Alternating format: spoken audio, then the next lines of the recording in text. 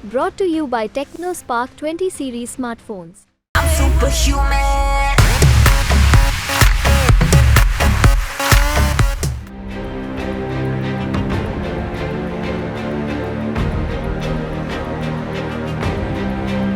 कांग्रेस में राहुल गांधी, प्रियंका गांधी के बाद अगर सचमुच किसी का स्टार कैंपेनर वाला स्टेटस बना है तो वो है डीके शिव कुमार और रेवंत रेड्डी। दोनों ने कांग्रेस को जिताया। साल भर के अंदर दोनों को एक बार फिर कांग्रेस को जिताना है।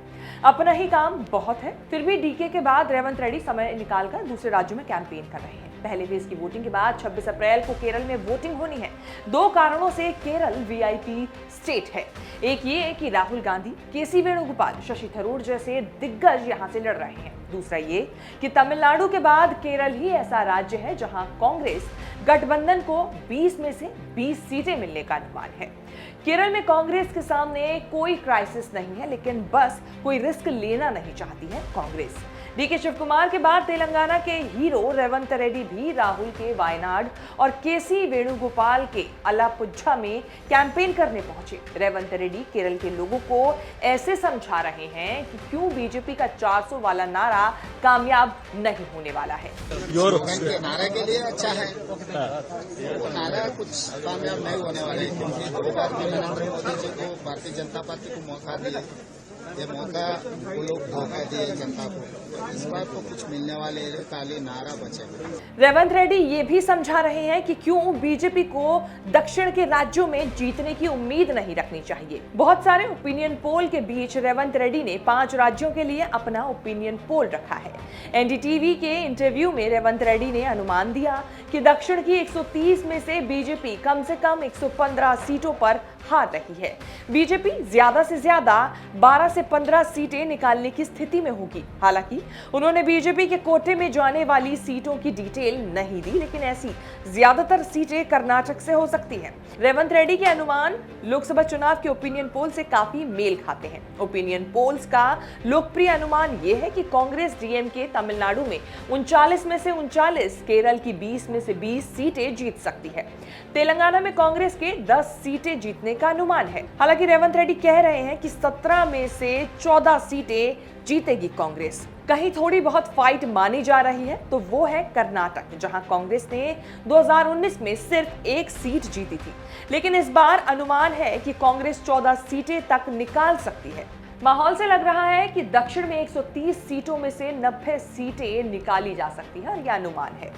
आंध्र प्रदेश की 25 सीटों पर या तो जगन मोहन या चंद्रबाबू नायडू जीतेंगे। अनुमानों में पूरे दक्षिण में बीजेपी न 3 में न 13 में दिख रही है। बीजेपी के लिए दक्षिण राज्यों में बहुत सारी चीजें नेगेटिव जा रही हैं।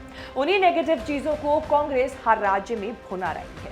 रेवंत रेड्डी सवाल उठा रहे हैं कि मोदी के राज में दक्षिण के राज्यों को हक के पैसे तो नहीं दिए। राष्ट्रपति, उपराष्ट्रपति और प्रधानमंत्री के साथ गृह मंत्री और रक्षा मंत्री जैसी टॉप पोजीशन पर भी दक्षिण से किसी को भी नहीं बैठाया गया।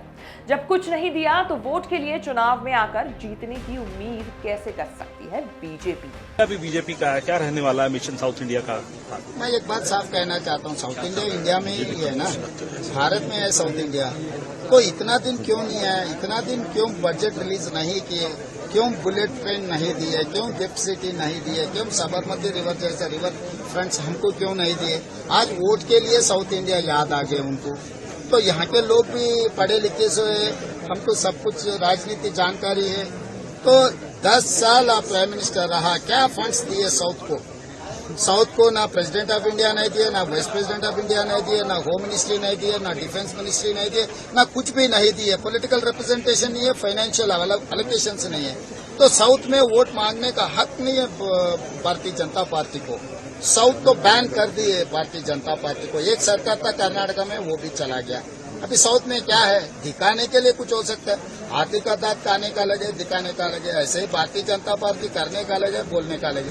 2019 के चुनाव में बीजेपी पुडुचेरी, तमिलनाडु, आंध्र प्रदेश, केरल में हार गई थी। हालांकि तेलंगाना में 4 सीटें मिली थी। सबसे बड़ा स्कोर कर्नाटक में रहा, जहां 28 में से 25 सीटें मिली थी। बीजेपी इसी जीरो स्टेटस को बदलने की कोशिश कर रही है। तमिलनाडु में अन्नामलाई, केरल में सुरेंद्रन को इसी मकसद से बढ़ाया गया है। दोनों मिलकर बीजेपी को चर्चा में तो लाए, लेकिन सीटें जीतने की गारंटी देने में अभी भी ओपिनियन पोल संकोच कर रहे हैं। बीजेपी को 400 चाहिए। एक सीट की तलाश में मोदी ने तमिलनाडु से लेकर केरल तक धुआंधार दौरे।